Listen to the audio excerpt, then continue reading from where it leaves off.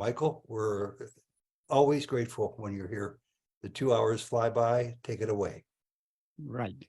Okay. Do you want to read the first question to make it a little easier for me? Yeah.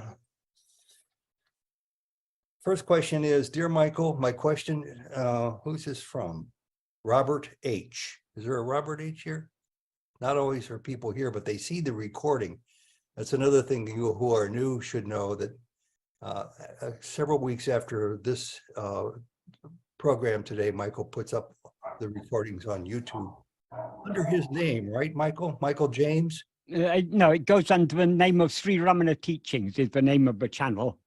Okay, Sri Ramana Teachings. I find it by going, because I can never remember long titles like that, difficult titles. I remember by just going to Michael James on YouTube, and it pops right up that way as well. My question has to do with whether the world is real or not. Some Ramana people say it's all an illusion, that nothing exists except pure awareness. Others say they believe Ramana has said the world is real, which is correct. There is a Ramana quote that speaks to this in Talk 33 from the book Talks with Sri Ramana Maharshi. That lesson is a little unclear for me.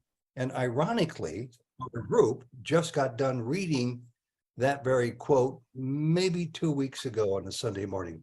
That's the book we're reading from right now. Okay, so there's the question, Michael. What's your answer? Okay. Firstly, regarding Talks 33, as with many things recorded in talks, it's not very clear. When Bhagavan spoke, that is, clarity and simplicity is the hallmark of Bhagavan's teachings. But many things in talks are not very clear, because what the recorder of talks was recording was what he remembered and what he understood. So, but I'll talk more about that. So it's not surprising that Robert says that lesson is a little unclear for me. But let's first deal with the question, whether the world is real or not. Bhagavan said the world is unreal. Also, in some contexts, he said the world is real. So the world is both real and unreal, but we need to understand the sense in which he says that. Just to illustrate it with an example, if you see a rope and mistake it to be a snake, is the snake real or not?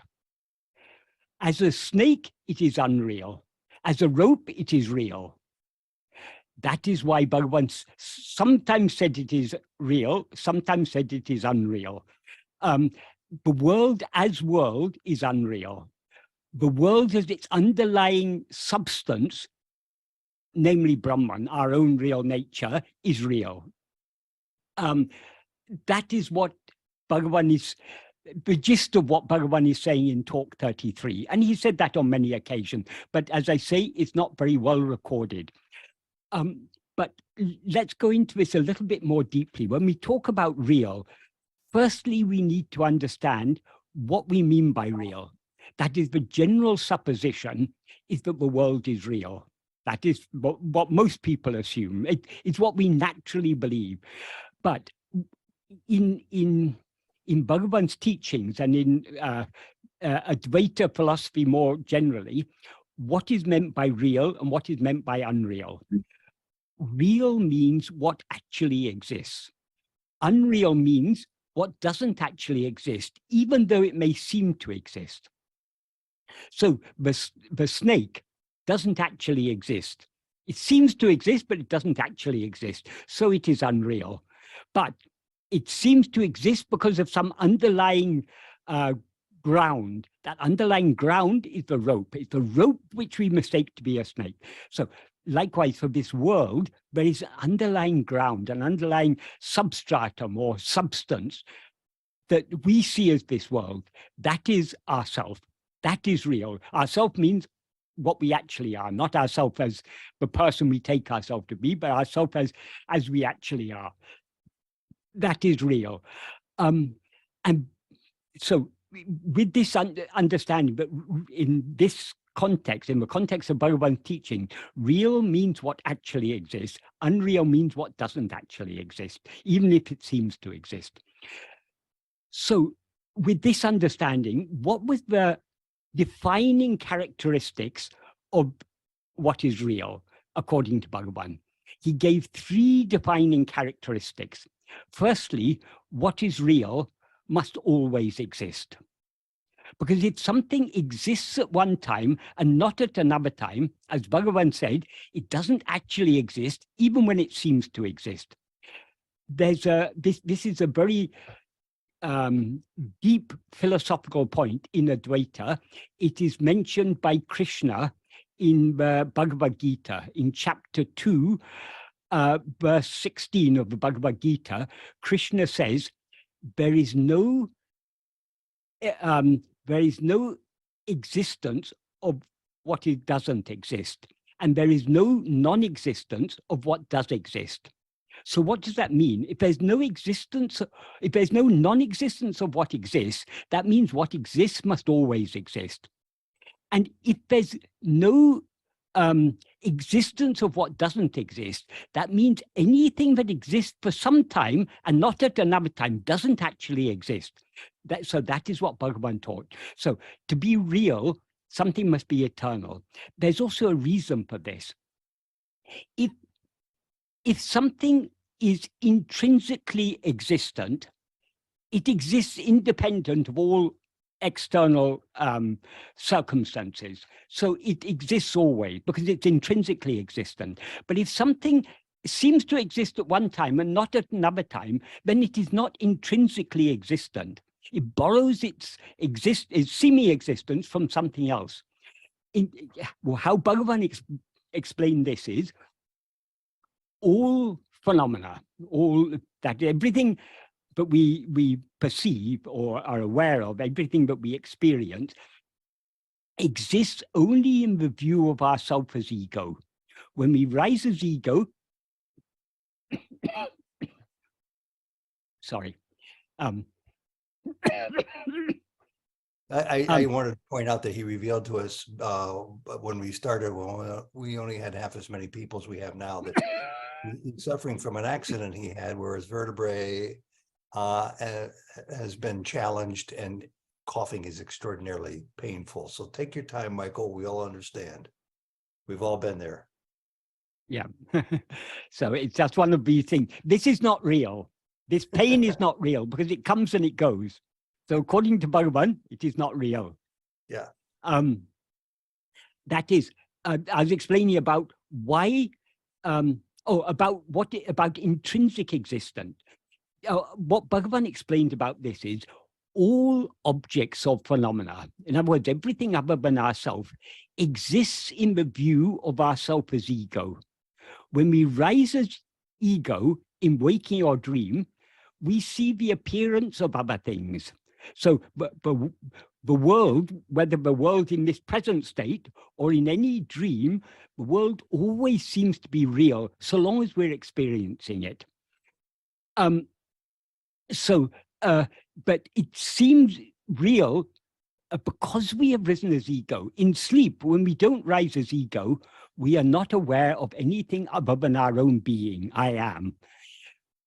All phenomena disappear. Why? Because phenomena are objects. Ego is the subject. Objects exist only in the view of the subject. So objects borrow their semi-existence from the semi-existence of ourself as the subject, namely as ego. And even ego doesn't always exist. It exists in waking and dream, or it seems to exist in waking and dream, but it doesn't exist in sleep. That means it doesn't actually exist. So from what does ego borrow its semi-existence? It borrows its semi-existence from what is called sat-chit. Sat-chit means sat is pure being, chit is pure awareness, which are one and the same. That is what we actually are, pure being, pure awareness. That is what we experience as I am. So as ego, we are always aware of ourselves as I am. We're aware of ourselves as I am now in this waking state. We're aware of ourselves as I am in dream, and we're aware of ourselves as I am in sleep. But the difference is in waking and dream, we're aware of ourselves as I am, but we're not just aware of ourselves as I am. We're aware of ourselves as I am this body, I am this person, I am Michael or whoever, I'm Ted or Robert or whoever it may be. We identify ourselves with a person. A person means a body consisting of a body. That is, it is said 5 sheaths. The 5 sheaths are the physical form of the body, the prana, or the life that animates the body. In other words, all the physiological functions in the body. The mind, in this context, mind means the grosser functions of the mind, the perceptions, memories, thoughts, feelings, emotions, and so on. That's the third one. The fourth one is intellect, the judging, discriminating, discerning element of the mind. And the fifth one, the subtlest of all, is the what is called the karana sarira, the causal body. That is all our vasanas. Our vasanas means our inclinations, our volitional inclinations, our inclination to like this, dislike that, desire this, be averse to that. These are the because these are the seeds that give rise to everything else. The totality of all those vasanas is called the karana sarira, which means causal body, because it's the cause of everything else. So these 5, body, life, mind, intellect, and will, these 5 constitute the person we take ourselves to be. But ego is not any of these 5.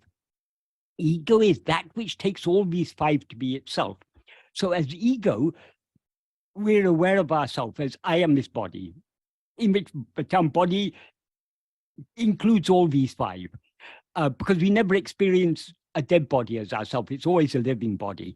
And we never experience a sleeping body as ourselves. It's always a body that seems to be awake. So the life is there in the body, and the mind, intellect, and will are functioning in it. So we always experience these 5 together. Collectively, we experience them as ourself. I am sitting refers to the body. I am breathing refers to the prana, the life. I am thinking refers to the mind. I am judging refers to intellect. I like, I dislike, I want refers to the will. But all these 5 we experience collectively as ourself. We don't take ourselves to be 5 parts, though these are 5 aspects of what we take ourselves to be. So, as I say, as ego, we're always aware of ourselves as I am this body. So, but what we actually are, Satchit, the pure awareness, pure being, is aware of itself as nothing other than I am.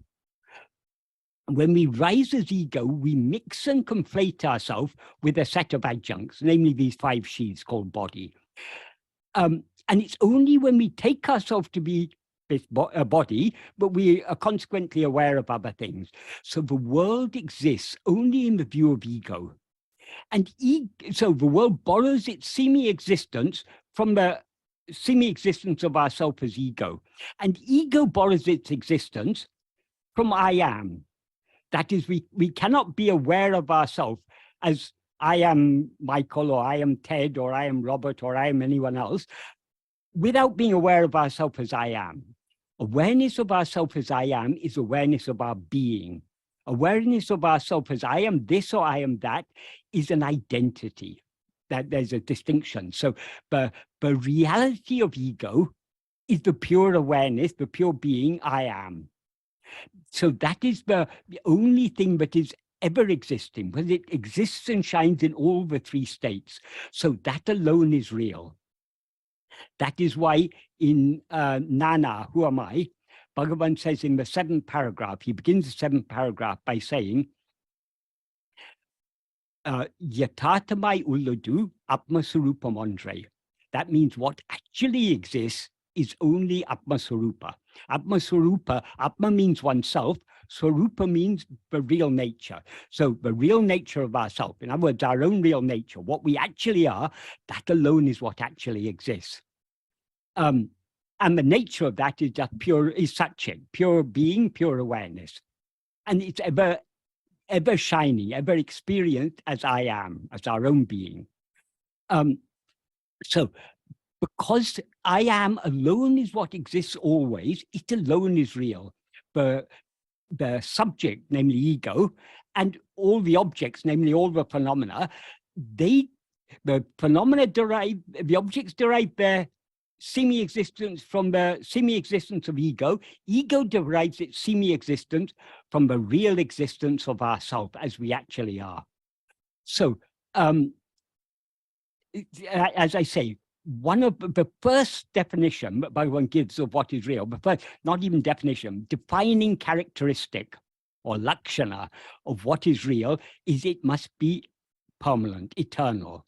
It must never cease to exist. It cannot, anything that comes into existence and goes out of and ceases to exist is not intrinsically existent. It's borrowing its existence from something else.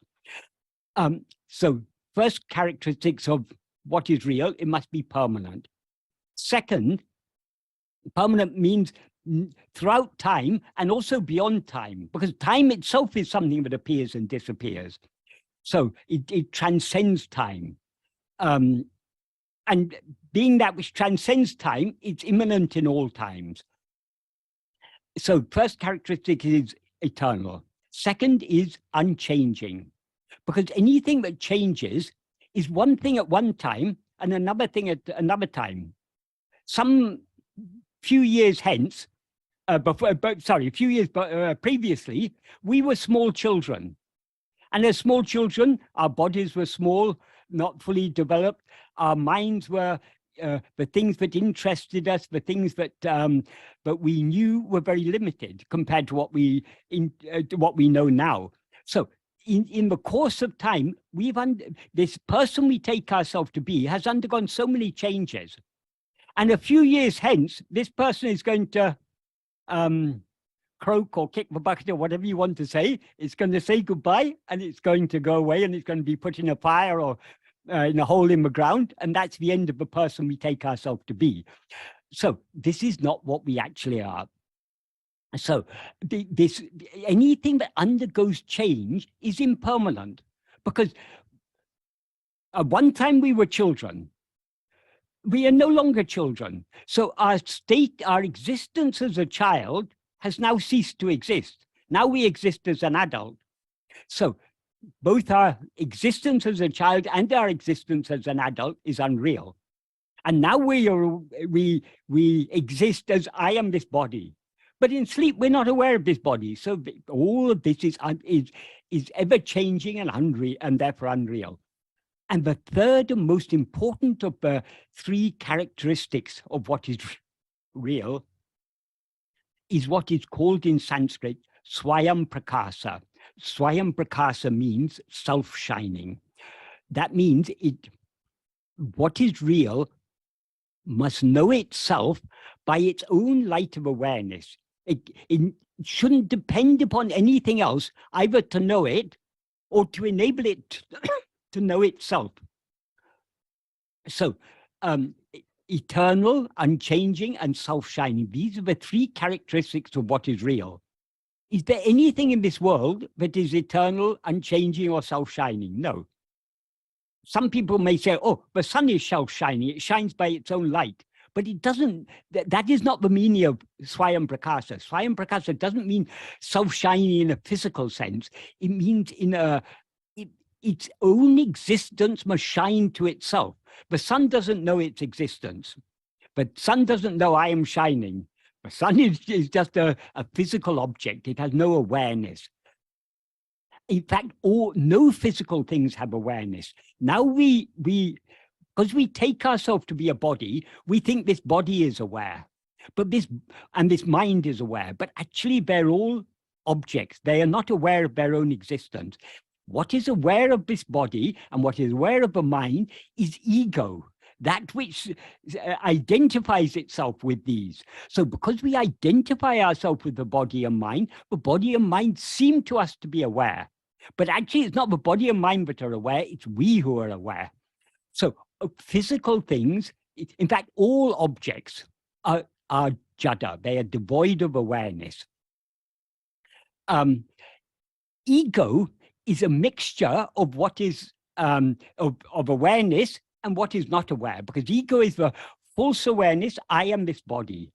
The I am portion is the awareness of our own existence. The body is just is insentient. It is devoid of awareness. So the world as a collection of many objects, it's unreal. Because the truth is, one of the fundamental principles of Advaita, in fact, one of the fundamental principles of Vedanta, in the Upanishads, it said, ekam eva advaitiyam, one only without a second. This is the foundational principle of Advaita. So what actually exists is only one thing. But then how to explain all this multiplicity? We see a world full of so many different objects, trees and oceans and roads and cars and houses and mountains and all sorts of things. They constitute this world. It's a collection, it's a multitude of phenomena constitute the world. So our experience of this world seems to contradict the truth of Advaita. Because how can you say there's only one thing when we see there are so obviously so many things? So the answer from Advaita is, it is all an appearance, an illusory appearance, a false appearance. It's not real. It just appears to be so. And that is the classical answer of Advaita.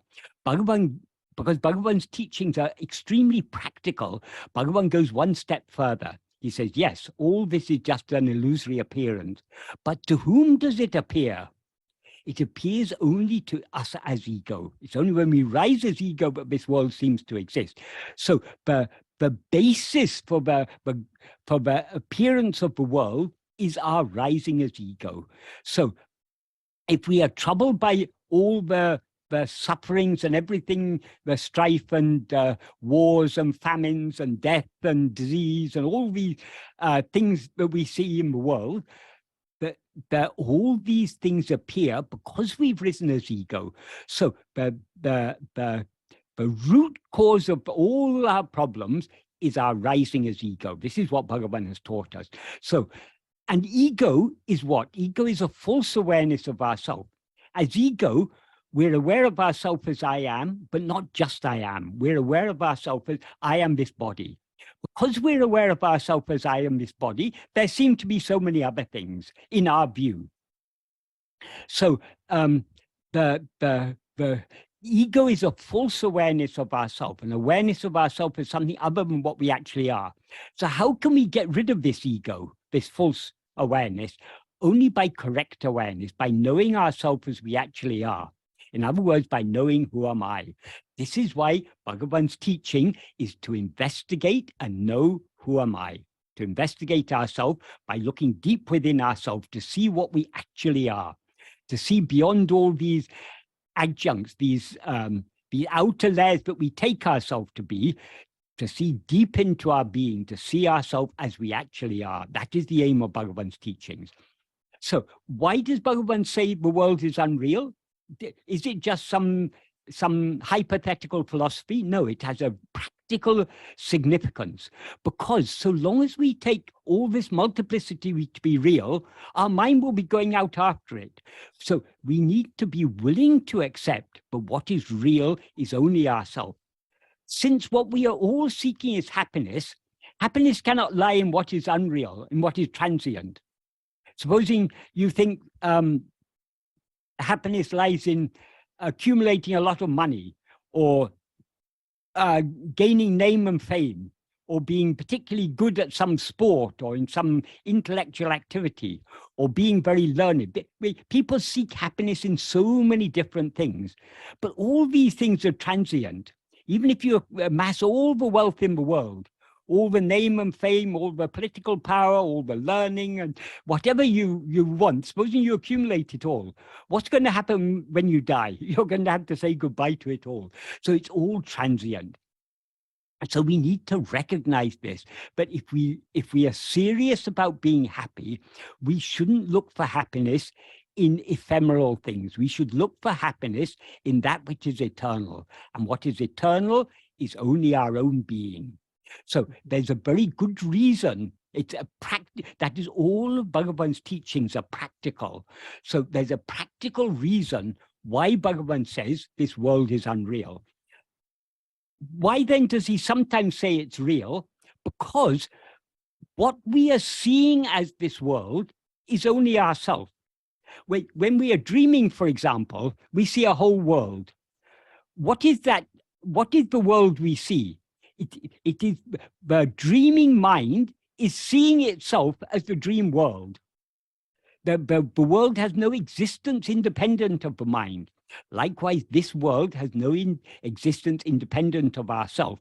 So the world borrows its semi-existence from ego, the knower of the world. And ego borrows its semi-existence from Atma-vichara, our own real nature. So ultimately, what everything is only Atma-vichara. What seems now to us to be a world full of so many different objects and events and time and space and all these things, this is all nothing but ourself. So if we know ourselves as we actually are, then what we now see as a world of many objects, we will see as ourself, the one pure Sat-Chit. So as Sat-Chit, as pure being, pure awareness, this world is real. As something other than ourself, it is unreal. So that is why Bhagavan sometimes, I mean, generally Bhagavan said the world is unreal, but in some context he said it is real. What he meant by saying it is real is not that the names and forms are real, not that all the objects are real, but that the underlying reality is real, the underlying substratum is real.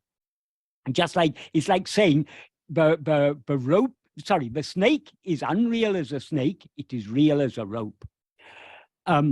So this is why Bhagavan sometimes says it's an illusion, sometimes says it is real. So, but this is where it's very important to understand the basic principles of Bhagavan's teachings, because then things that may at first seem contradictory, we will then see understand in the proper context, and we will understand how, in what sense the world is real and in what sense it is unreal.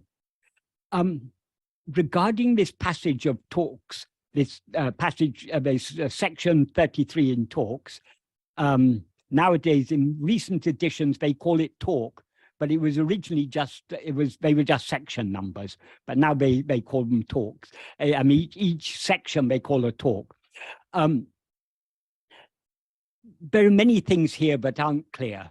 But just to illustrate how this is definitely not exactly what Bhagavan said, because it is recorded here as if Bhagavan said, they say that the reflected adhyasika reality admits of degrees, which are named Vivaharika Satya.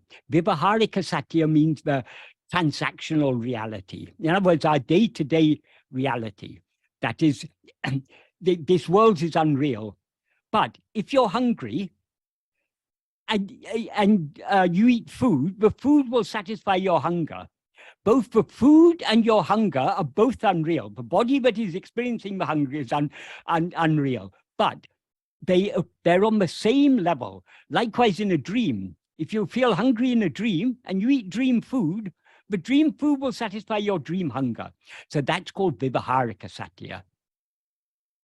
Pratibhasika Satya means seeming reality. In some, because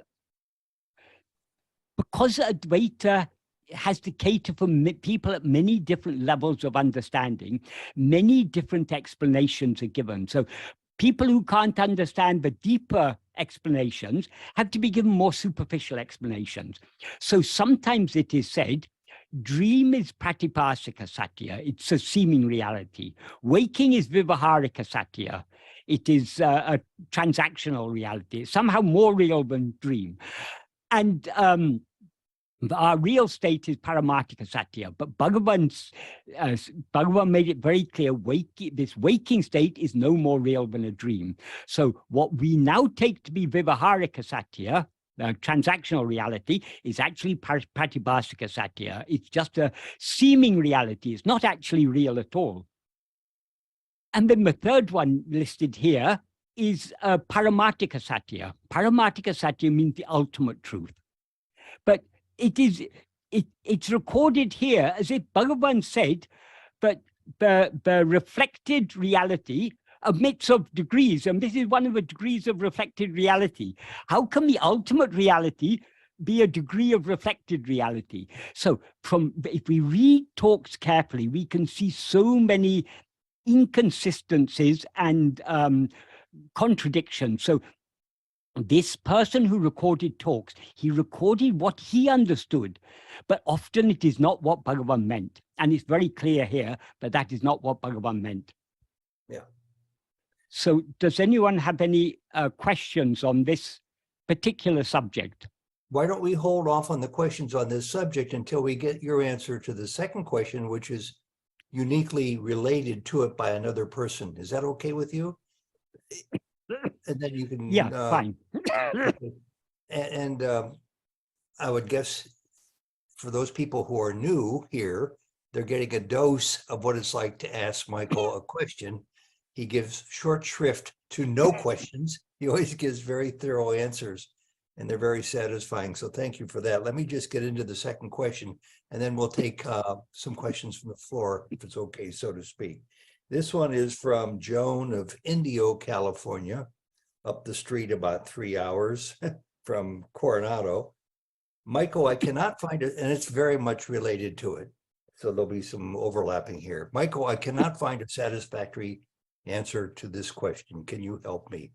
I understand the concept that no world exists. There is no mind, there are no people, there are no thoughts that are real, just emptiness. And that in that void, there is only eternal awareness. Here's my question. In that perfect, timeless awareness, where does Maya, where does illusion, the dream of human life, come from? How does it spring up? And why would it ever arise? What purpose is served by the dream? And a PS question here on the way out, Michael. Is this the most difficult Ramana belief to accept for any of us, that life is illusory? This world seems to exist. All this Maya seems to exist in whose view? It seems to exist only in the view of ourself as ego. So Bhagavan said, what is called Maya is actually nothing but ego. So the question, where does Maya come in? Maya is ego. That is, why is ego called Maya? Maya is a Sanskrit word, but means it's generally translated as illusory or delusion or whatever. But the etymological meaning of Maya is Yama. Yama means she who is not. So Maya doesn't actually exist.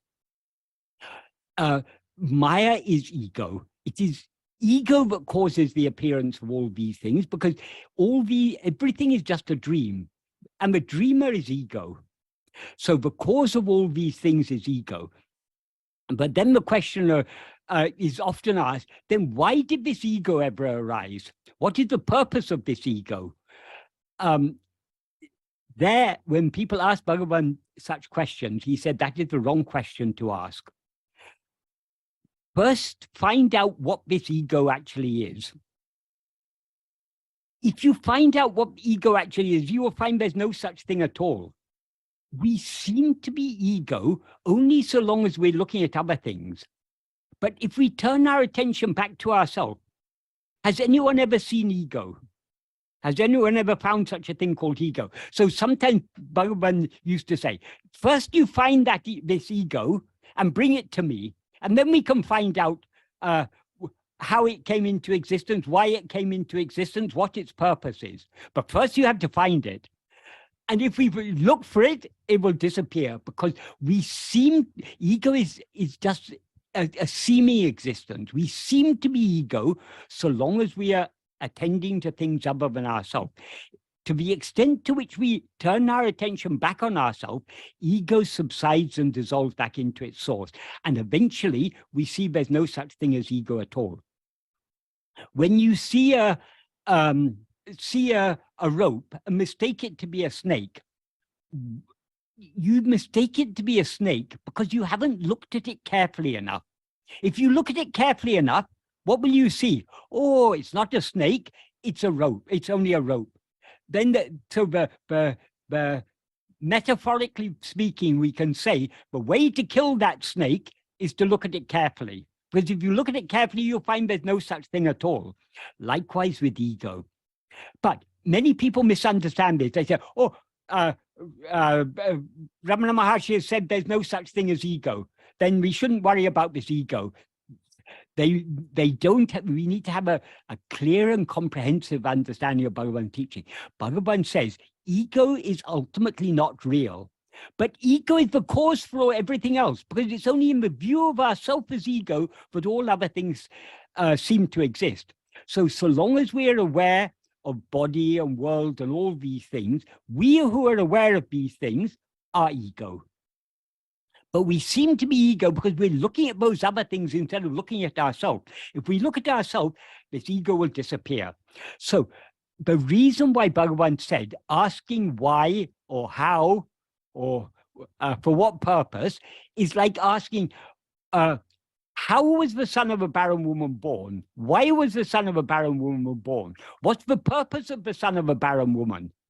All such questions are meaningless for the simple reason that the son of a barren woman is a logical impossibility. If a woman is barren, that means she has no sons or daughters.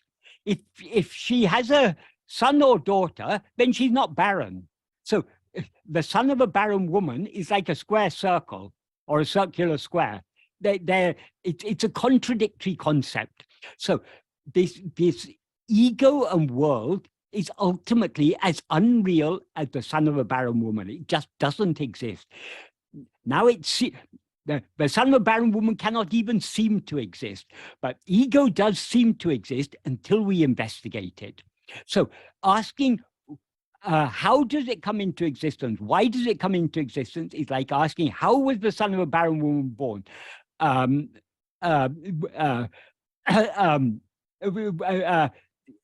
Why was the son of a barren woman born?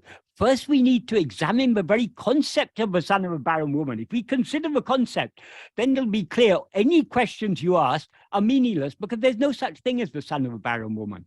So the only useful question to ask about this ego is, who am I or what am I? Asking, how did I rise as ego? Why did I rise as ego? We are giving a undue reality to ego. We are assuming that ego actually exists. First, we need to, that's why Bhagavan used to say, in his own joking way, he used to say, first you find this ego and bring it to me. Then we can consider all these other questions.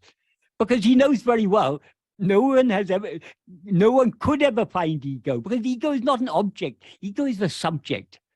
And we seem to be the subject only so long as we're looking at other things. We look at ourselves, we will recognize ourselves to be pure awareness.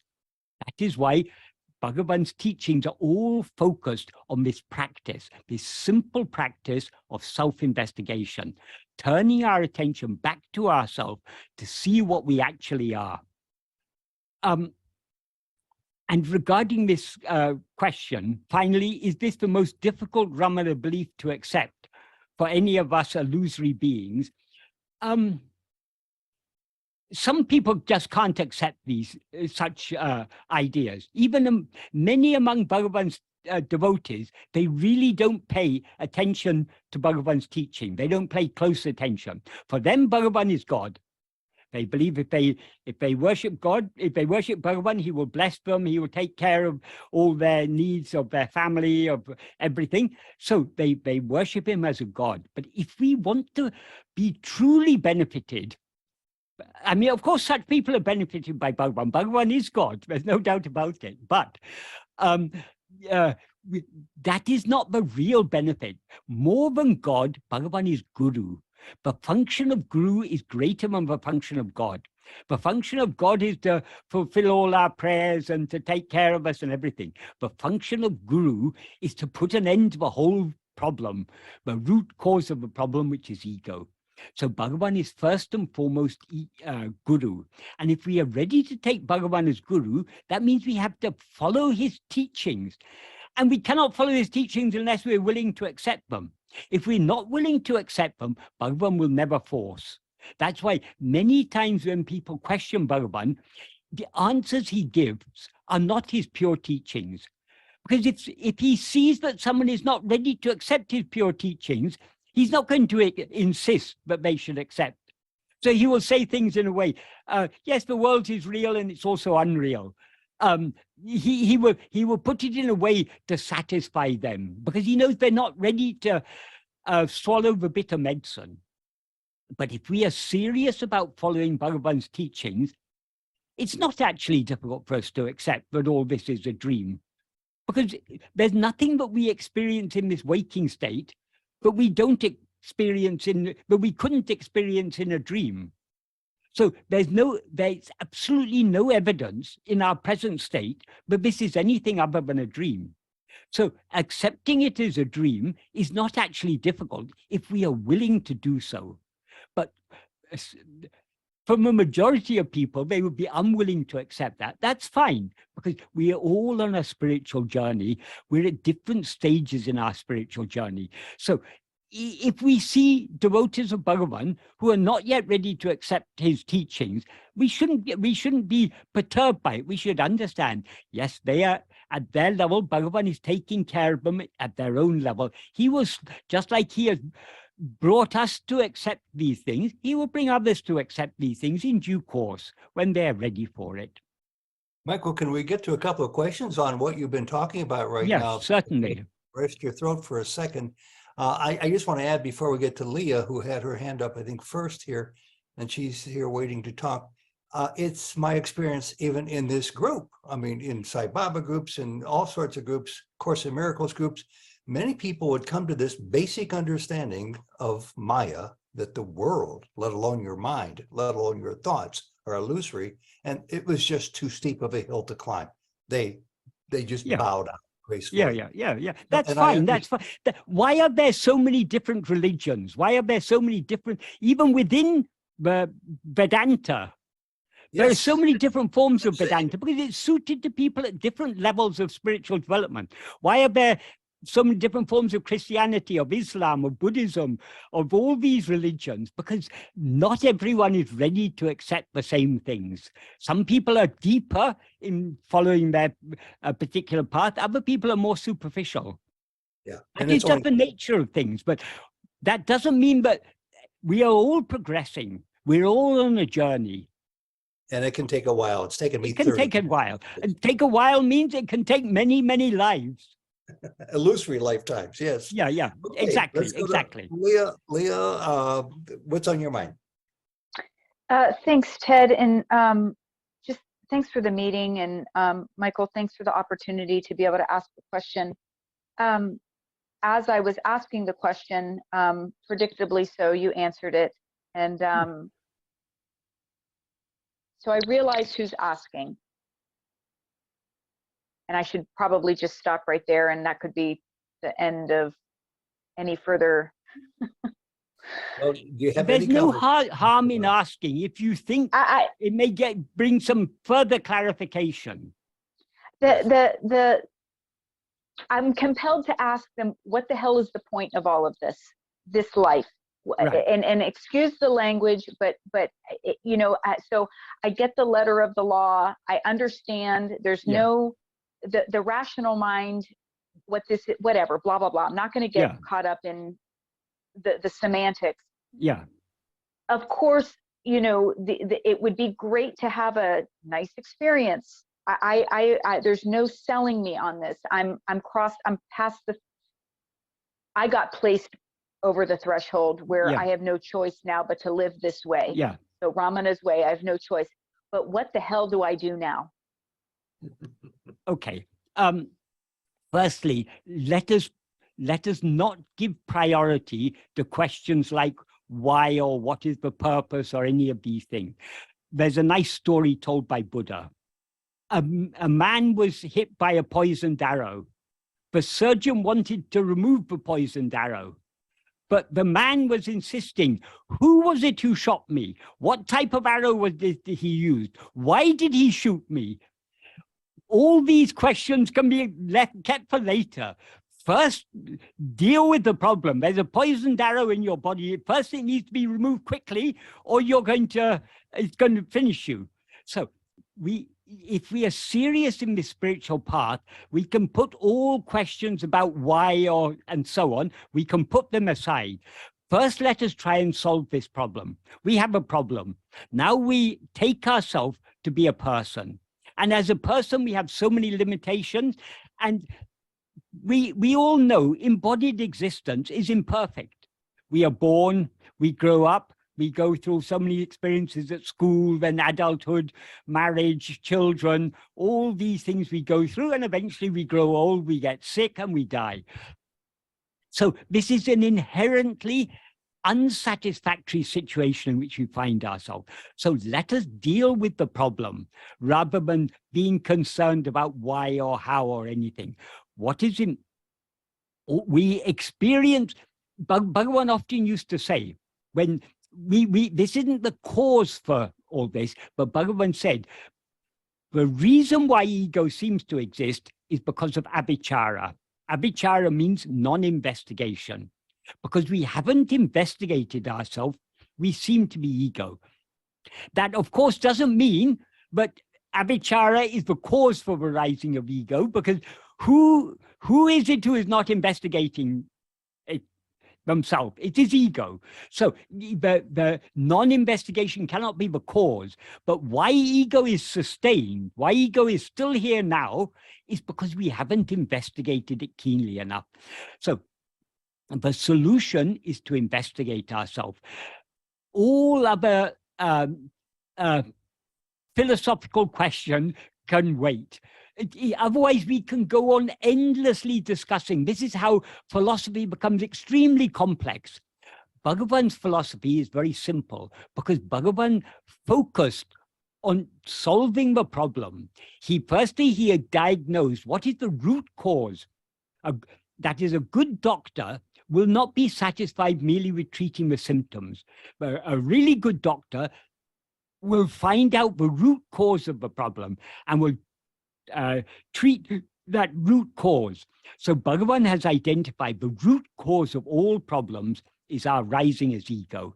And because ego is a false awareness of ourselves, the solution, the antidote for this poison called ego is self-knowledge, knowing ourselves as we actually are. And we can know ourselves as we actually are only by investigating ourselves. Is that a satisfactory answer or not? I'm entertained that you asked me that. Yes, of course. Yes. Some people are satisfied. If they're serious in following this path, they're satisfied by such. Some people are not satisfied. They'll go on and on and on asking. And there's no end to, even Bhagavan cannot satisfy such people because there's no satisfactory answer to why or how. Because like there's no satisfactory answer to why or how the son of a barren woman was born. Yeah, no, I realize that intellect and self-knowledge avails me nothing. You know, that intellect is useful, but we need to use our intellect wisely. That is, intellect is the ability to discern, to distinguish. We need to distinguish what is useful to do and what is not useful. So even we need to use our intellect to understand the wise way of using our intellect. Many people have brilliant intellects, but they use it for all sorts of unnecessary things. So intellect is important because with intellect comes understanding. We need to understand. How can we follow this path if we don't understand it? But we need to keep our intellect in check. We need to use our intellect for what is useful. For me, it's a balance of intellect and humility. And so, yes, this person has some intellect and some pursuit and some seeking, and that's great. But I'm also was put over the threshold of now balancing that with humility and a lot of curiosity and open-mindedness. And I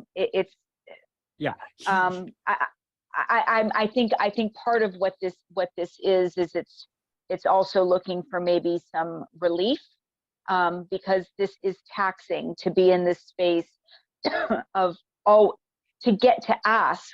It's less taxing than it was before, where I didn't get to ask, who is this? But I'm in this space of getting glimpses of seeing what this is, and it's exhausting. Leah, thank you very much for the question and the follow-up questions. And Michael, before we move on, I see Melissa's got her hand up. I want to say only that I've asked that very question, Leah, that you've posed at the end there. What's it all about? What the hell is it all about? Being a reporter for 44 years where I actually derived a paycheck, I feel like I'm a reporter now for the last 12 years doing these interviews with people, not many of whom, but maybe almost a dozen people are thought to be self-awakened, self-realized, in the flow, however the term of the day reflects where they are right now. And I'm thinking about you as well, Leah. And what they tell me is a direct answer to the question I posed to them, is that they feel there is value in just being. They don't go around sharing, they don't proselytize. But when people see that there's something different going on in an awakened being, or those who are presumed to be that way, and they ask questions, these people chime in and help. Almost everyone says the same thing. I don't bring up the subject. I don't talk about myself. It's not in my best interest to do that. I'm grateful for where I am. And I think it's just my presence in the community that can be of service to anybody who might notice the difference. So I would say just hang in there, because you do that to this group on a regular basis. Melissa, you've got a question. Yes, hi, thank you. Yes, not exactly a question, or well, I guess there is a little question in it. But first, I just wanted to offer to Michael a suggestion about the coughing. I'm a retired physician, and this is just a little a small suggestion. You might find helpful when you feel the tickle of the cough arising. Drink something that is carbonated, like ginger ale or 7-Up, that has those bubbles, because the bubbles actually will they get to the tickle that you can't get to, because you can't go down your throat to get at it. So you might just try that. It's remarkably effective. Anyway, so okay, so that's just one little suggestion. Okay, and just keep it next to you, and every so often take a little sip of it, and it should help you. Thank you very much for this teaching about real. I have to say that this is becoming completely, absolutely clear, crystal clear, and it is a revelation. It's just amazing. The recognition that the real is is defined in a very special way in Advaita. It's not the common way that we think of real. And if we look at the concept of real in the way that Advaita is pointing us, recognizing that it is pointing to the birthless, deathless, unchanging, that which is ever present, and that which is self-shining, meaning not dependent on anything else. That is like, it's like a doorway opening up when we realize that. And for me, what became really the key element was that recognizing that everything that appears for me is appearing in my awareness. So everything that appears is dependent on awareness. In other words, sat chit. And of course, it's dependent on being. I mean, there has to be a being. There has to be, yes. There has to Can be. you put this into a question for Michael? Okay. So the being of awareness, everything is dependent on that. And when we know that, then suddenly everything shifts. It's a whole different reality that we are seeing. So this is it's just a small question. It almost doesn't matter. But my current Karana guru, my teacher, who has helped me to recognize this truth, I should say, has suggested that what we see in a dream, in a sleeping dream, shall we say, what we see in a sleeping dream, or you might say in a hallucination or in a delirium, which I, as a retired physician, I know what those are. What we see in that is a kind of a dream within a dream. So our waking appearance is a dream. It is not as real as Sat Chit because it is dependent on Sat Chit for its reality. It borrows from Sat Chit for its reality. But the sleeping dream or the hallucination or the delusion is a dream within a dream. So it's at an even less real, so to speak. You might say that there are many levels of reality.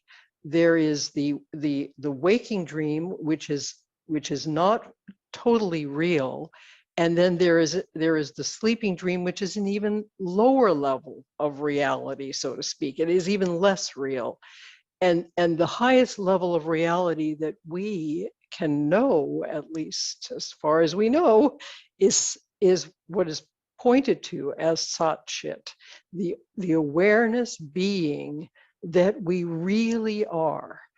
Melissa, we need a question because that's my question. That was my question. So that all I'm asking then of Michael is, can we say then that the sleeping dream is even less real than the waking dream, which is of course less real than awareness being Sat Chit? That's my question. According to Bhagavan, this present dream is as unreal as any other dream. There is no distinction in reality between that is, and even to talk of different levels of reality, there is only one thing that is actually real. All the other things that are called this Vivaharika Satya, Pratibhasika Satya, these are not real at all. They are just what seems to be real. Let me clarify. So thank you. I know that and I understand that. The reason why it may be confusing sometimes to people is because the waking dream, the waking dream that we have, it seems to have more, shall we say, persistence. It has more continuity. When we wake from a sleeping dream, we wake up to pretty much the same waking appearance day after day after day after day after day. So that becomes confusing. Then people say, well, how could it not be real? Because it seems to persist day after day after day after day after day. But to think of it as having, whereas you can't go back, when you fall asleep again, you can't go back to the same dream that you were in the night before. So in that sense, the sleeping dream has even less reality because of the less persistence than the waking Let's dream. let Michael answer. He was in the middle of answering the question. Okay, So let's sure. let him. But I just wanted to. Yeah, to I clarify. understand what you're saying, but Bhagavan said about this, this seems to be the case from the perspective of the waking state. But when we are dreaming, it seems to us that we're awake. And what gives us the sense of continuity in this state? Because we have memories. We remember what happened yesterday. We will remember what happened last year. We remember what happened 10 years ago. Of course, as further back, the memories get less and less clear, but we remember back as far as our childhood. When you are dreaming, you can also remember your childhood. You can also remember what you did yesterday. So the memory is what gives the sense of continuity, that the same memories persist in the dream state. Of course, some dreams were a little bit befuddled, but generally speaking, the same memories we remember in a dream. If someone asks you, what school did you go to? Which school did you go to? You will remember all those things, and you'll say your answer. Yes, thank you, Michael. Yes, that I do see what you're pointing to. There's one We're other. going to go on to Mukta right now because there's just one other aspect to this. Make it brief, please. There's the one other thing that makes the waking dream at a little bit quote unquote more real is the intersubjective agreement that you and me and Ted and we all have a level of agreement about the waking dream, whereas our sleeping dreams are entirely within our own mind.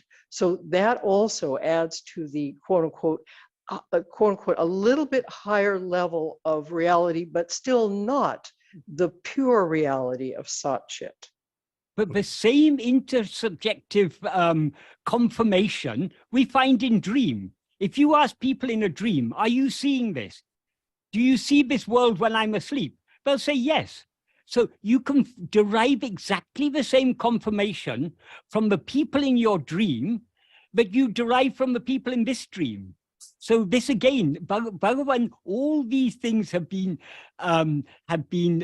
discussed, and Bhagavan points out that whatever you may say, we can point out the same thing in dream. That's interesting.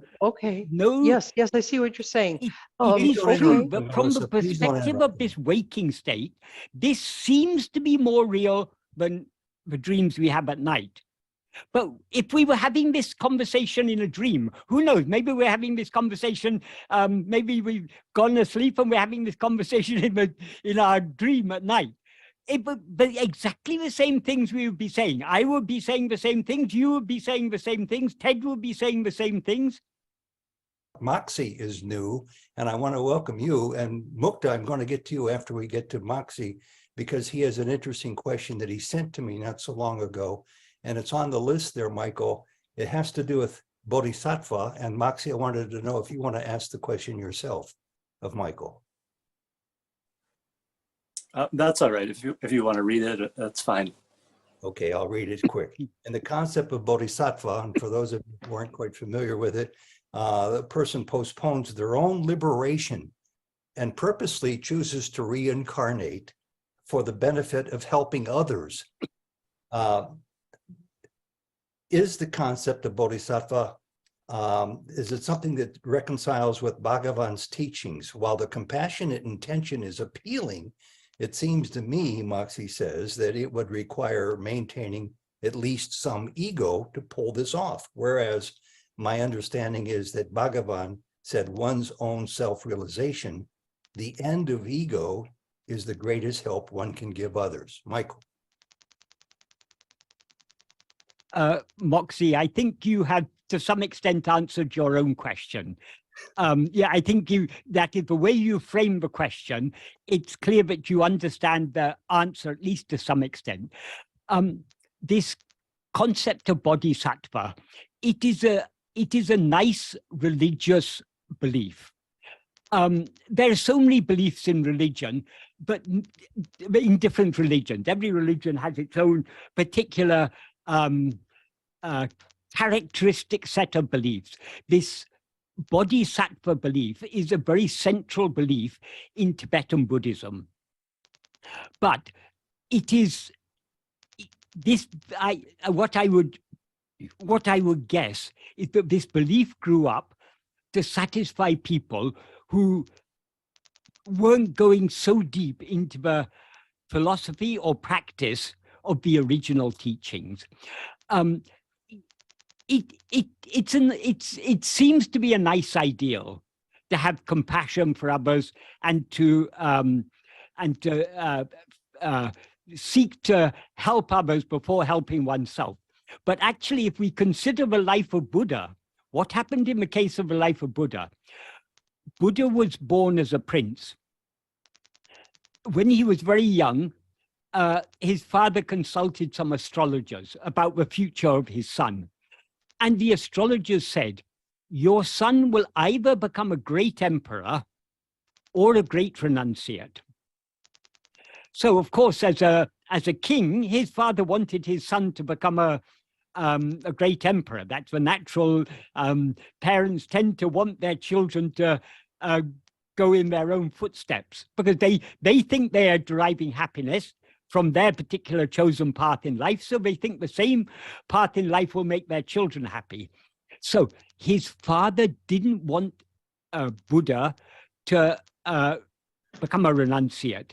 So he tried to protect him from all things that would give him the inclination to become a renunciate. So basically, he arranged his life in such a way that he was shielded from all forms of suffering, even seeing suffering.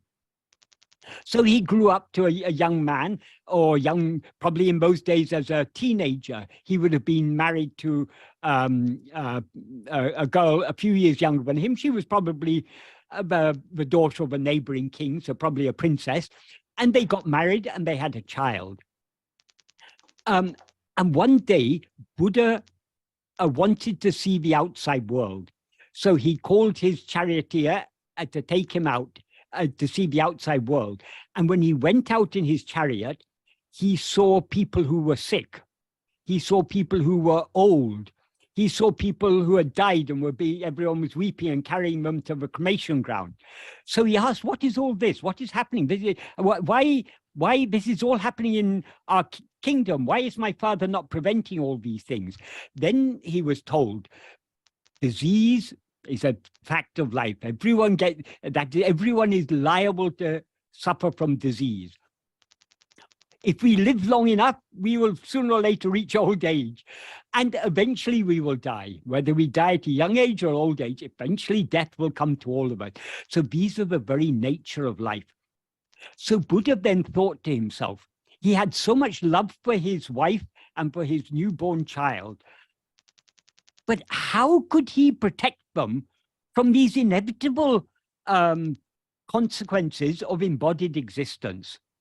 Then he thought deeply about the matter, and he thought, there's no material solution to these. Even if I become a very powerful king or emperor and provide everything they want, how can I protect them from disease? How can I protect them from old age? How can I protect them from death? These things are inevitable. So there has to be I have to find the solution to these things. There has to be some deeper purpose in life, there has to be some way of solving this. So he left his status as a prince and he went out as a wandering monk, looking for a way to put an end to suffering. And eventually, we all know he got enlightened and everything, and he taught others. He helped to save so many others. So why is this bodhisattva ideal, is the ultimate ideal? Why didn't Buddha remain as a bodhisattva? Why did he go the full extent and become enlightened? So this shows this is what happens in religion. Beliefs build up over time. So this is not the deepest teaching. As you say, we can understand the compassionate intent, and we can, compassionate intent is appealing. Bodhisattva means one with a pure mind, pure intellect, or who sees things clearly. But if we really see things clearly, that itself is the death of ego. And if we view it in the light of Bhagavan's teachings, why does Bhagavan say our own self-realization is the greatest help we can give to others? Because according to Bhagavan, this whole life is just a dream.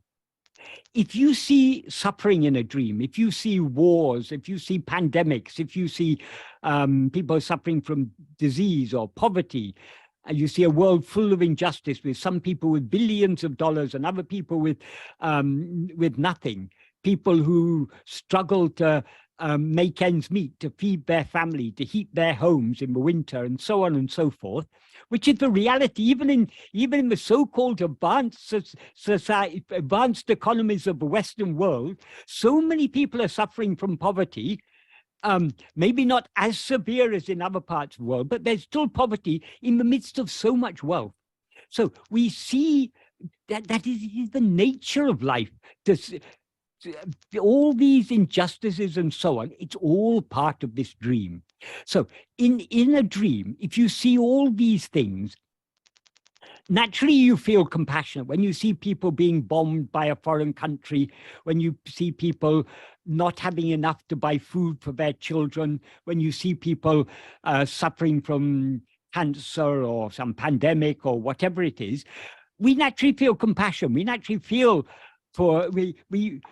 it hurts us to see other people suffering. This is the natural condition of anyone with at least a moderate degree of purity of mind. You feel compassionate for others. It's natural. So in a dream, if you see so much suffering, what is the greatest good you can do? If you see people who are hungry, you may be able to offer them food. If you see people who are sick, you may be able to take them to hospital and help to have them treated or whatever. But there are so many problems in the world. How can you solve all these problems? There is a simple solution, Bhagavan says. Since all this is a dream, it all exists only in the view of the dreamer.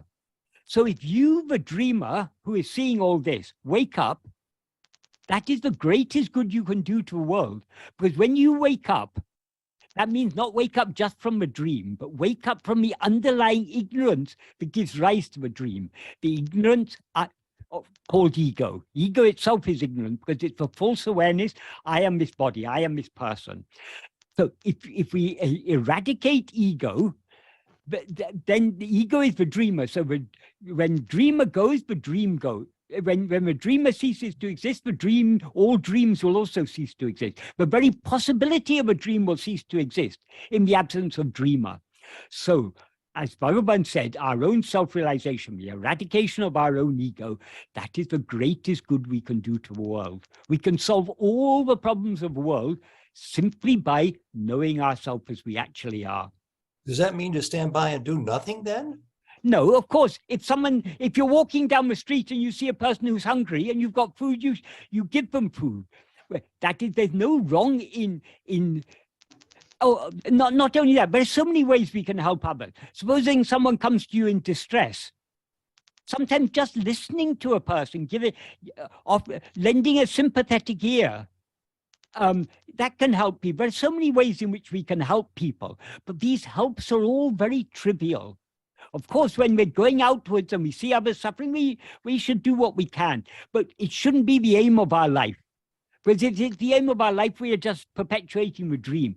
But the real solution is to wake up from the dream. So as one awakens... Moxie, is that the satisfactory answer?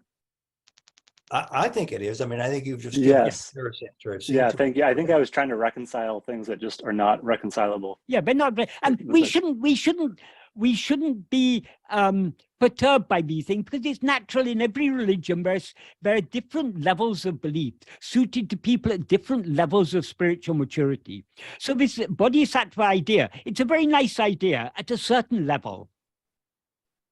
And it's very much, it's such an intricate part of the Tibetan Buddhist culture. They revere those they consider to be bodhisattvas, those like Dalai Lama and other people they consider to be incarnate lamas and so on. That's all good. It's all of course, those who are considered to be bodhisattvas, those who are considered to be incarnations or previous great souls, they have to live up to that ideal. It doesn't always happen, unfortunately. That's the trouble with all these things. We often fail to live up to the ideals that we profess to believe in. But so we have all due respect for the Tibetan Buddhist religion. There are many very nice features it has. It's a very nice culture in many ways, but it's not the deepest truth. Moxie, is that it? Or do you have a follow-up? No, that's it. Thank you so much. And thanks for coming. I hope you enjoy and come back from time to time to join us. And Michael's here every first Sunday of every month, I want to point out. Mukta, your patience is admirable. What's your question for Michael? Give me 1 second. I typed it up and I'm just like, okay. It's yeah, this question is definitely coming from an area of understanding, because I do believe and I strongly that I'm not my body or thoughts or feelings, and I'm that pure awareness, and that is what everybody is. But the thing is, when I discussed with a friend, it came up that, hey, my purpose is just to, because the question of purpose of life came up, and I was like, okay, are we just here to just eat, sleep, live, work, die, you know, and things like that. And that person's answer simply was, hey, I'm doing what I like to do, and I'm here to experience life and things like that, right?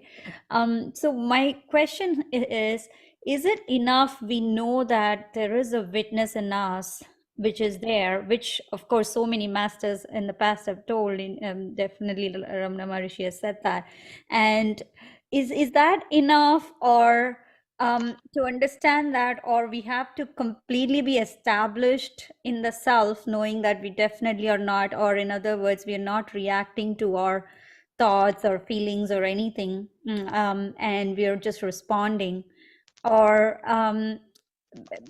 because it's like, if you're not bothered by our mind, is that okay? Because if we let it only bother us, because the whole purpose here I'm seeing is, or the challenge I'm seeing in me and few others, is that the frustration that comes, that you're not able to get there or something like that, then is it like worth it? Like, oh, can I just live my life simply, like, okay, I'm just like dealing with whatever comes in life, and then just being the best I can be, and just, you know, going about it? Because it's because the whole point looks like it's about being unreactive, and if you're being reactive to that, hey, it's not working, or it's not, why am I bothered by my mind and this and that, the thoughts that keep going on loop, then there's no point, right? Like the whole point we're doing the self-enquiry is to be not bothered. In that case only, it makes me think, how about there are people who are living life with not accumulating impressions and not really being egoistic, but they don't have the awareness of this knowledge or anything, but simply they're just being that way. And I've seen people like that too. So Victor, let's see what Michael says to you. Okay. Yes, some people think that they're happy with their life, that they're content doing whatever they're doing. But it is because they haven't reflected deeply enough. If we think about it, this ego existence is a very unsatisfactory state. Because when we rise as ego, we're aware of ourselves as I am this body. So we are limiting ourselves in space, just to this 5 to 6 feet of body, and we're limiting ourselves in time, just some 60, 70, 80, 90, 100 years. We don't know how long. For some people, it's only 1 or 2 years. So our life, we know, is spatially limited, it is temporarily limited. That is limited in time, it's limited in space. And most of all, our real nature, as Bhagavan has pointed out to us, our real nature is infinite happiness. As this finite being that we now take ourselves to be, we cannot experience that infinite happiness.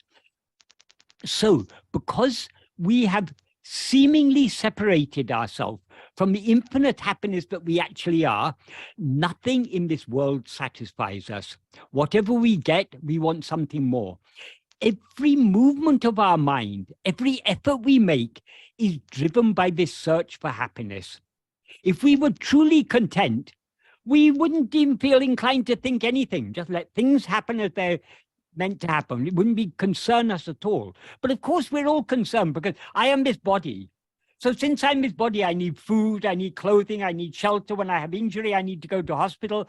I need medicines, I need this, I need that. Or we are taking so much care of this person that we take ourselves to be because we experience this person as I. That is, if we are honest with our experience, what is our experience? I am this body. We know from thinking carefully about Bhagavan teachings, we know this is not the case. We are not, this body is not what we actually are. But our experience is, I am this body. So this is an extremely unsatisfactory state. Dissatisfaction is the very nature of ego. Dissatisfaction is what is called in Sanskrit dukkha. Sukha means satisfaction. Dukkha means dissatisfaction. That is why all the great sages have said, Buddha and so many others have said, the nature of embodied existence is dukkha. That is, we are all dissatisfied. We are all seeking something. Every movement of our mind is a search for happiness in something other than ourselves. So those who don't think deeply about these things, they may think they're living a happy life.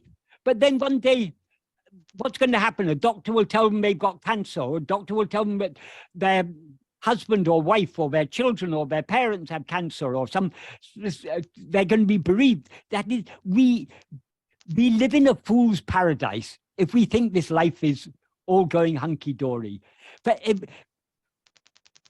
there is not a single soul in this world, whether human or non-human, who lives a perfectly contented, happy life. We may sometimes lull ourselves into a belief that we are happy and contented, but that's very fleeting happiness and a little upset in our life, and then we again recognize the unsatisfactory nature of embodied existence. So we have to use our judgment. Those who wish to live in the fool's paradise, let them. We shouldn't disturb others. One of the things that is said in Gita, you should not disturb the faith of others. So if someone has belief in material existence, and they believe the material existence makes them happy, let them believe that. Sooner or later, they will find out for themselves. Sooner or later, they'll come to recognize that.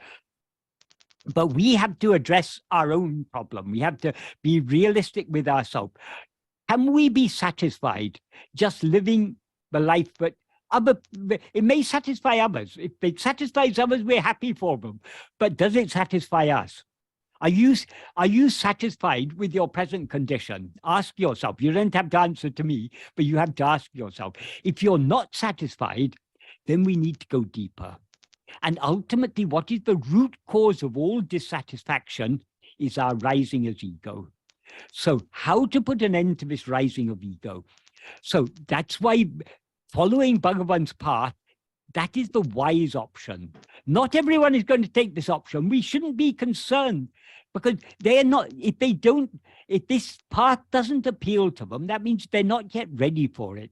So Bhagavan is infinitely patient. He bides his time, but he's doing his work, slowly preparing us. So once we are drawn to Bhagavan, we are drawn to Bhagavan because we recognize the unsatisfactory nature of this life. We are seeking something deeper. How deep we go is up to us. That we have to decide for ourselves.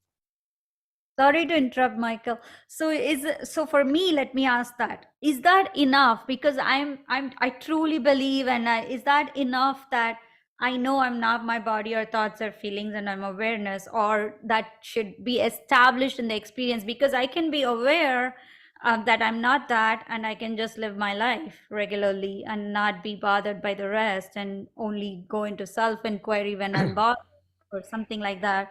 Or does it make sense what I'm trying to ask? It makes sense, but do you really know you are not the body? You understand that you are not the body because you've read Bhagavan's teaching, but your experience is still, I am the body. Where are you? You're in a certain place. You're sitting on a chair.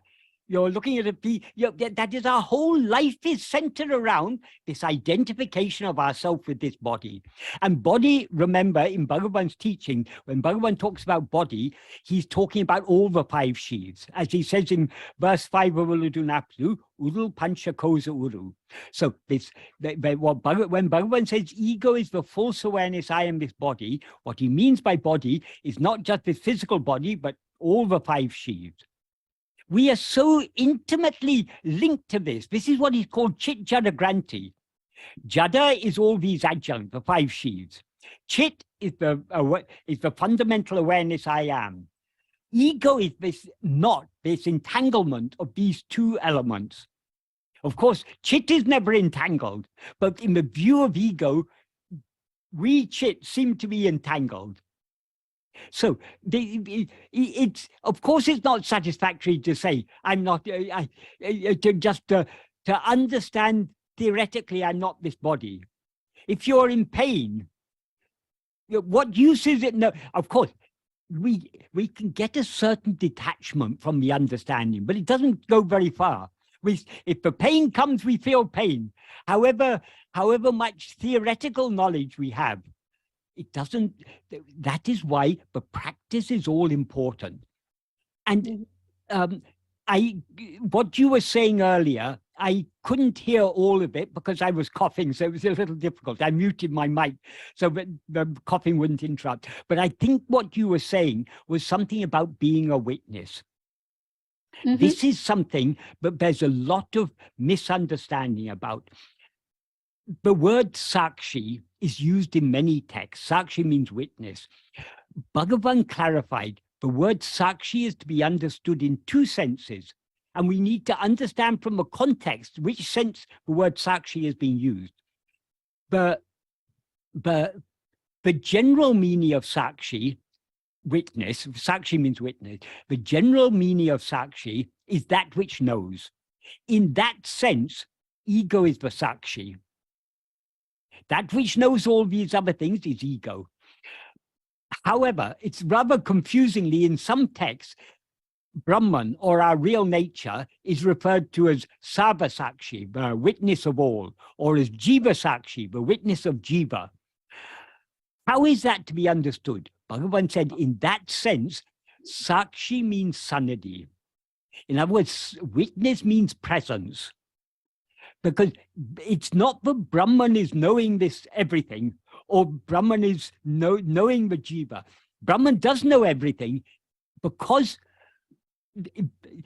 when it is said Brahman knows everything, what it means is Brahman knows itself, the only thing. It doesn't know all this multiplicity. All this multiplicity exists only in the view of ego, which is why Bhagavan says in verse 13 of Uludunapadu, Nanabam jnanam ajnanamam. Knowledge of multiplicity is ignorance. So what knows multiplicity is only ego. So if by witness you mean that which knows all this, it is ego. We are witnessing all these things all the time. Why then is it said, why then is it so often said that we are the witness? There's a reason for this. Because as ego, we identify ourselves with these 5 sheaths, the body, life, mind, intellect, and will. We identify ourselves with these things.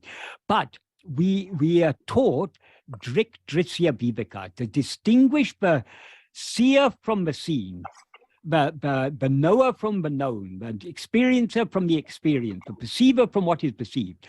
So we are not any of these 5 sheaths. We are that which knows all these 5 sheaths. So the term witness is used to help us separate ourselves, to separate ourselves, not in our understanding. Only when we understand that we are not any of these things, we are that which knows all these things, we are the witness of all these things, then we know what to investigate. Bhagavan's path is the path of Atma-vichara. Atma-vichara means self-investigation. Or in Tamil, he said tannatam, it means the same.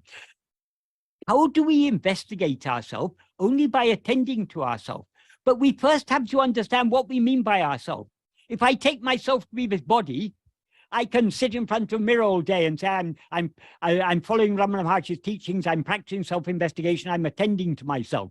That is obviously not what Bhagavan means. Other people will think, I'm a witness of the thoughts, but the thoughts are not ourselves. The thoughts are something other than ourselves.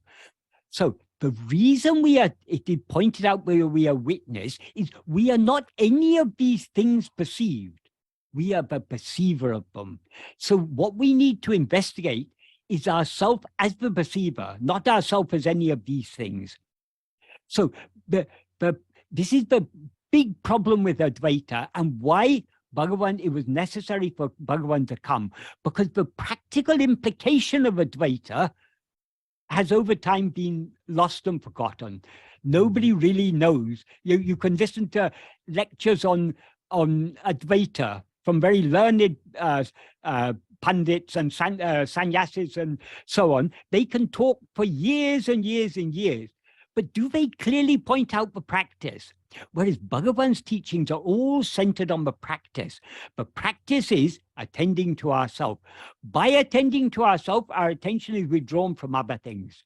This is the practice. But many people think, because it is said that we have a witness, so I'm witnessing everything. Therefore, this is like Vipassana meditation in Buddhism. You're witnessing all that's happening. You're witnessing the breath. You're witnessing the sensations in the body. You're witnessing the thoughts in the mind. This is all very good as a form of meditation, as an exercise. Has a certain therapeutic effect. It may even have a purifying effect on the mind, but it's not our aim. Our aim is not just to calm down the mind. Our aim is to know who am I. What is the use of having a calm mind? The mind itself is the problem. We are not seeking just a quiescence of mind. We are seeking manonasa, annihilation of mind, eradication of ego. But that alone is the solution. Michael, time's running out. Thank you so much for that answer. Thank you. And for Mukta's questions too about it. You hit about every point I can think of. And I'm always intrigued by the word annihilation, but that's literally what Ramana meant. Before we end, we have time for maybe one last question. Can I just ask, Mukta, was that a satisfactory answer? Yes, it helps me to I wouldn't lie, it's not 100% satisfactory, but it is like, it helps me that, okay, I have to get established really in that much I understand from there, for sure. Yeah, Nothing is satisfactory other than knowing and being what we actually are. That's what Bhagavan is pointing at.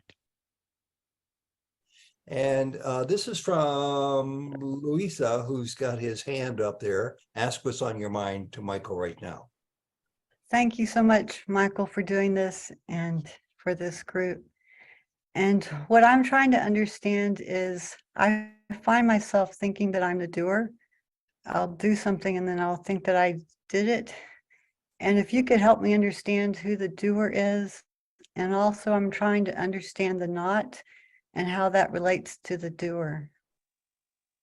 The not is ego. That is, as I mentioned earlier, ego is a conflation of the fundamental awareness I am, which is Satchit, and the body, a form of 5 sheaths, which is Jada. Jada means it's not aware. So when these two things are conflated, it is called Chit Jada Granti. That is, it is the not formed by the entanglement of Chit and Jada. Chit, as such, is never entangled. But in the view of ego, we the chit seem to be entangled. So it's not the awareness in its pure condition, but is entangled. It is ego that is entangled. So the not is ego. The doer is ego. Why is the doer ego? Because there are three instruments of action: body, well, let's say mind, speech, and body. All action begins with the mind, and the activity of the mind leads to activity of speech and body. So because we identify ourselves as this mind, speech, and body, the actions that are done by mind, speech, and body, we experience as I am doing this. And as Bhagavan says in verse 38 of Uludunapdu, if we are the doer of actions, we will have to experience the resulting fruit. When one knows oneself by investigating who is the doer, in other words, who is this ego, this I, who is aware of itself as I am doing this, the doership will depart and all the three karmas will come to an end. So long as we rise as ego, we are the doer. But the doer is not what we actually are. Ego is the doer. We are the pure being, the Sat-Chit. Does that help to clarify at all? Or is that a bit too, because I tried to give it in a compact way, but would you like me to elaborate upon that a little more? So if a poem is written, sometimes when a poem is written, I feel like I try to be open and it just kind of comes through. I feel like I don't really have much to do with it. And I'm just trying to understand that if how that happens. Yes, but many things that we do, we feel something is doing through us, but still at the same time we feel we are doing, because it's done through this body and mind. And because the body and mind we experience as ourselves, we are not actually the doer, but we seem to be the doer because of our identification with this body and mind. Okay. Thank you. Because we experience ourselves as the doer, we have to experience the consequences, because doership and experiencership go hand in hand. Thank you again, Louisa. We have some excellent material from you that you sent me, and we won't have time to do it today, but we'll get to it a month from now on the first Sunday of April. And I think we can squeeze in, Michael, in our 12 minutes. Can I just answer one thing in this connection? Sure. In your question, you referred to a video, which is a reading of letter number 47 from Suri Nagama's book, Letters from Sri Ramanashram. In the online version that I have, it is on pages 79 to 81. And on page 80, it is recorded as if Bhagavan said, the self does not do anything, but appropriates to itself all these acts. The self is put with a capital S, implying our real nature. Our real nature does not do anything, but it does not appropriate to itself these acts. What identifies itself as I am the doer is that which takes itself to be the body. That is not our real nature. That is our self as ego. So as we actually are, we don't do anything. But when we rise as ego, we identify ourselves with this mind, speech, and body, and therefore we experience the actions of mind, speech, and body as our actions. That is what Bhagavan would have meant there, but it's just not been recorded very clearly. Mm-hmm.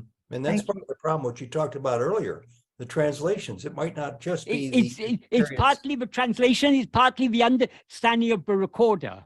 Right, that's what I was getting at. Yeah. That can happen anytime we read anything about Ramana, Yeah. except Ramana's own words. Most of these books, though Bhagavan was speaking mostly in Tamil and a little bit in Telugu or Malayalam, most of the talks, day by day, Maharshi's Gospel, were all recorded in English.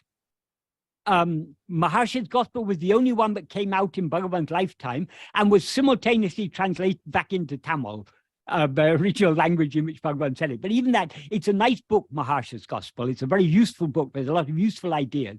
But even that is not the the perfect recording.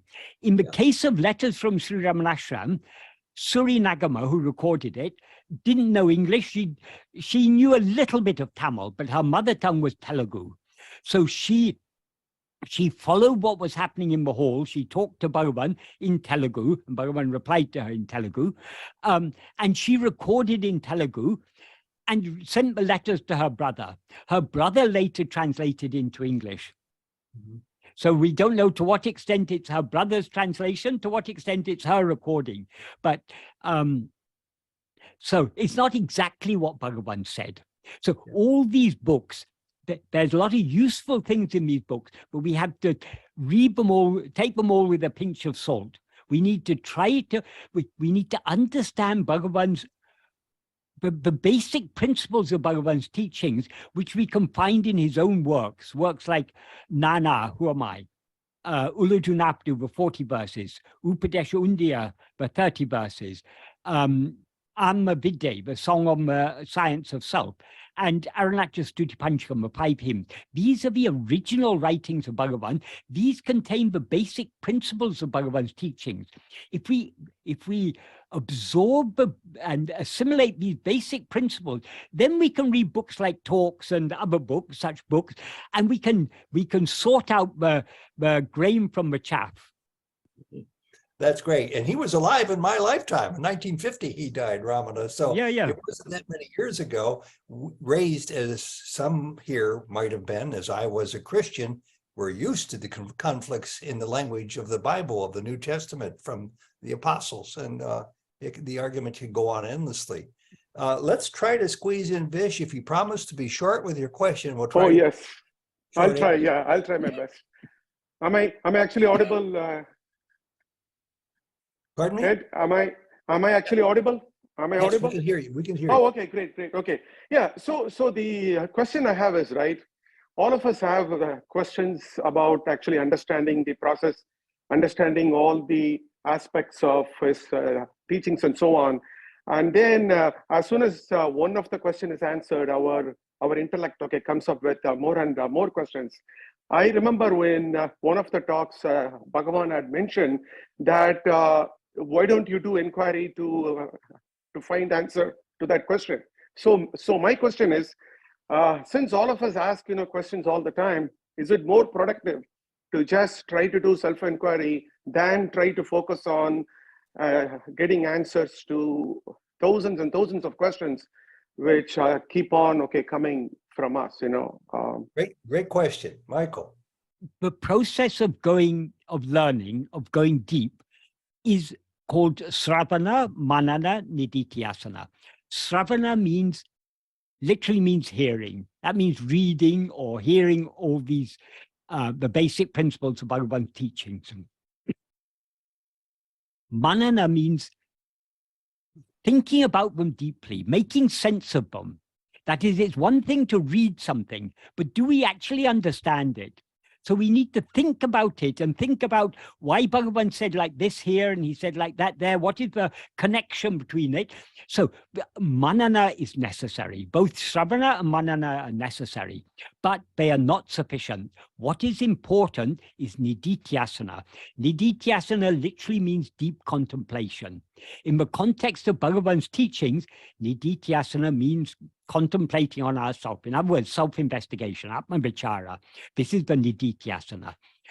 The real clarity comes from the practice of self-investigation.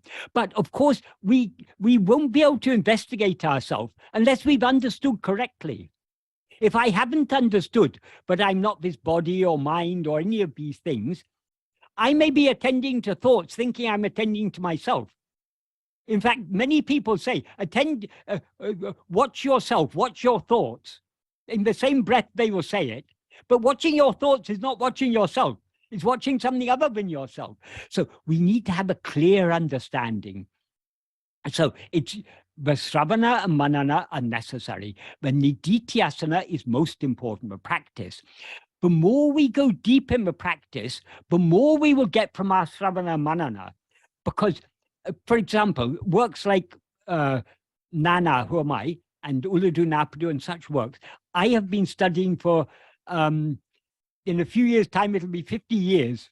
That is, I first came to Bhagavan in 1976, so that's 47 years ago now. Though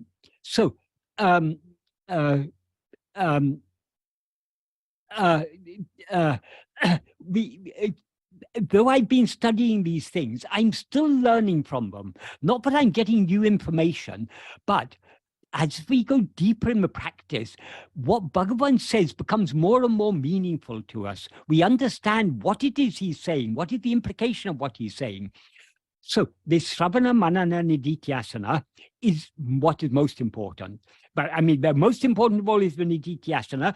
That is the support for that is the Manana, Sravana, Manana. So where does asking questions come in? That happens at the level of Sravana and maybe a little bit at the level of Manana. When we're trying to make sense of it, we ask questions. But there's no wrong in asking questions, but we shouldn't always depend upon others to provide the answers for us. We should try to think about it and understand the answers ourselves. Most of the questions that arise because people haven't read Bhagavan closely enough and haven't thought closely enough about it.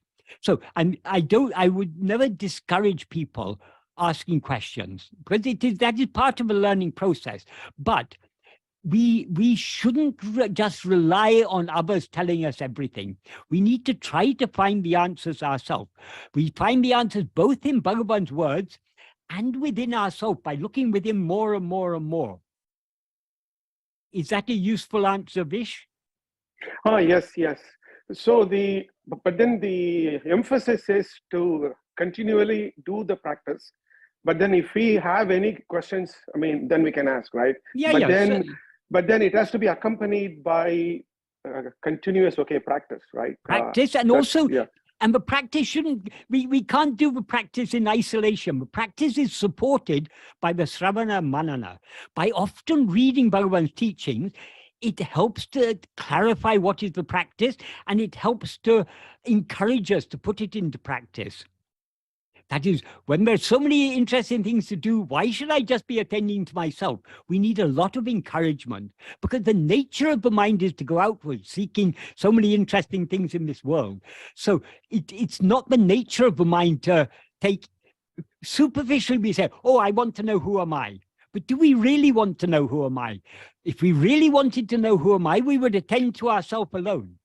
The very fact that our mind keeps on wandering away towards other things means we're more interested in those other things than we are in knowing who am I.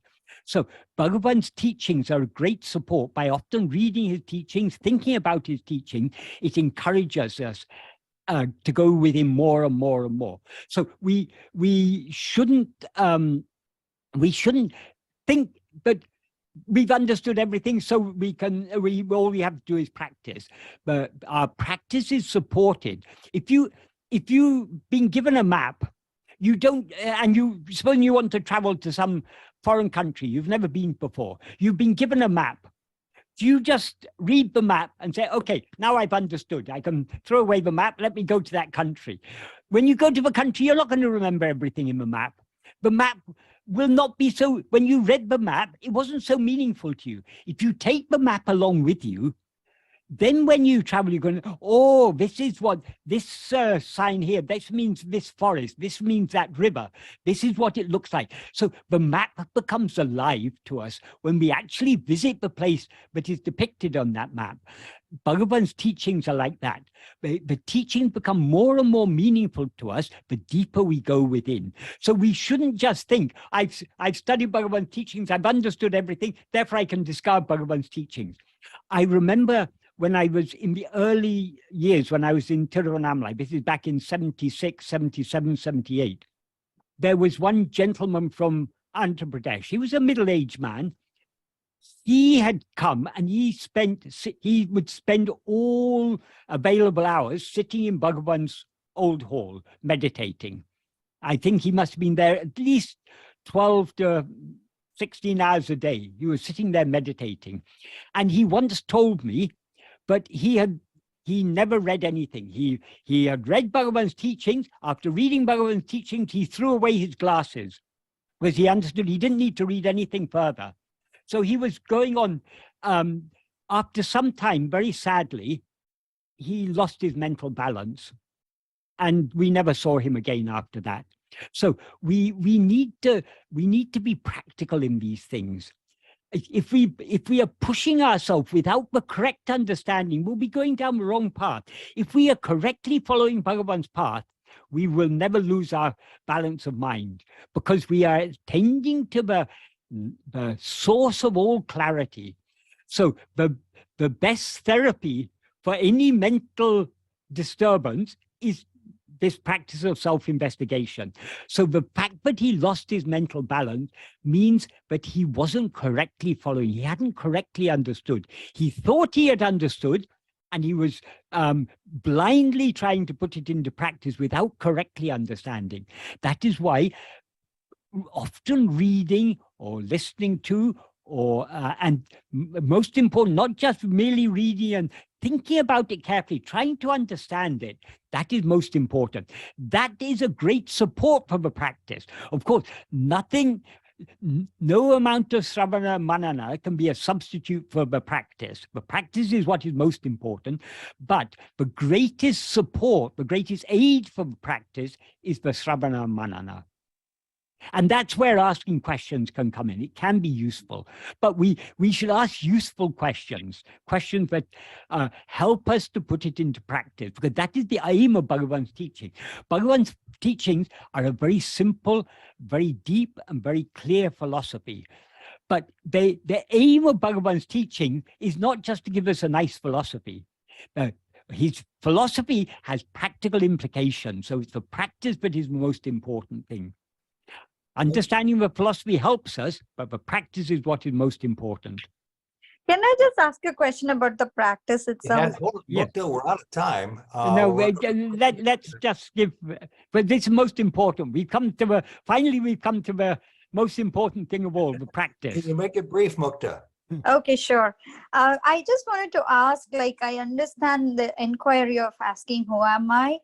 Me being new to this practice, I feel, I mean, it's like when I ask that question, I'm trying to sincerely ask, and then the mind just goes in silence, and it becomes in the present moment, observing the breath, observing everything that's happening. It just becomes quiet.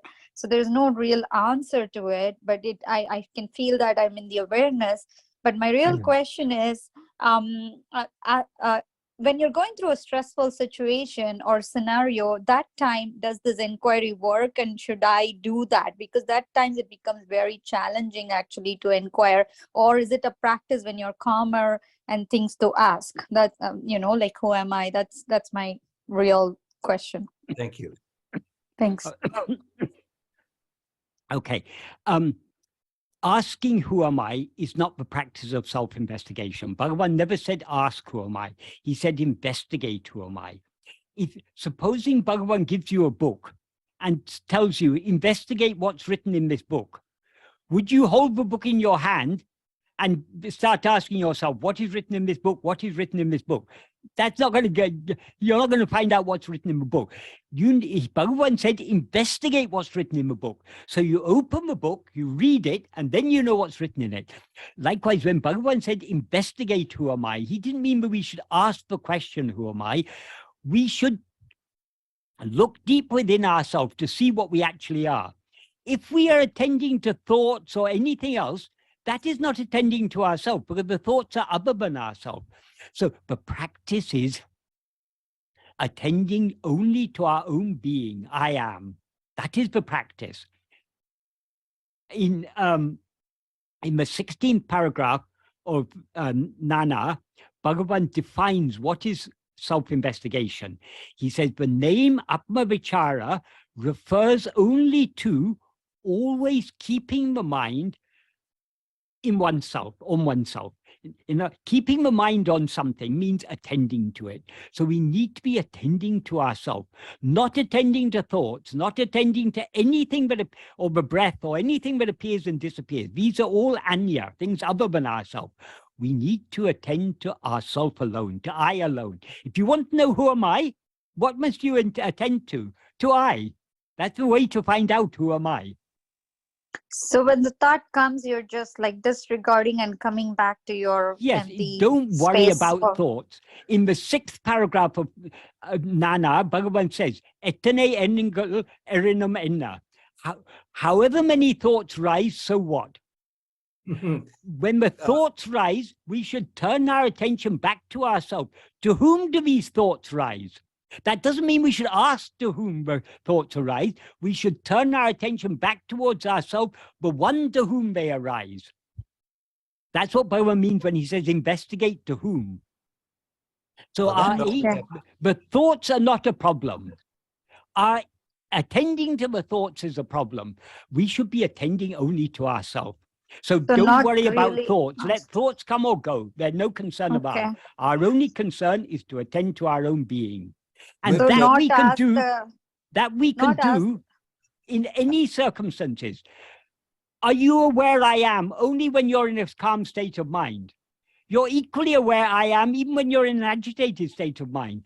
So if you have a love to attend to yourself, the state of the mind doesn't matter. It's okay, when we're in an agitated state of mind, we tend to be more easily distracted. That's the only problem. But if we really want to hold on to self-attentiveness, we don't have to wait for the mind to become calm. The most effective way to calm down the mind is to hold on to self-attentiveness. Okay, so don't even ask that question like to who these thoughts are coming, because asking that brings me back to the subject, which is the I, right?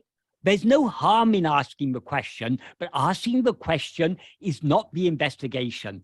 Asking the question, if it helps to remind us to turn our attention back to ourselves, by all means ask the question, but don't take the asking of the question to be the investigation. Melissa, I can always count on you for a closing thought. Just a question, how can we participate in the online discussion with Michael and Swami Satchidananda? And it's not Satchidananda, it's Swami Sarvapriyananda.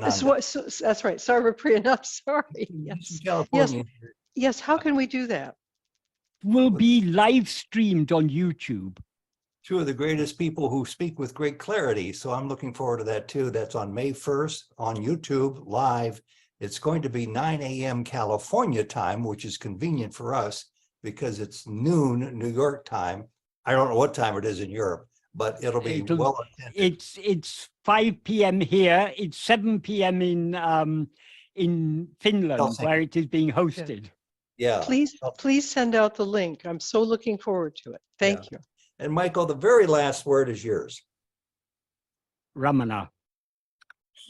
Perfect. That's what we do here. No more Ramanaya. Ramana. Surrender to Ramana.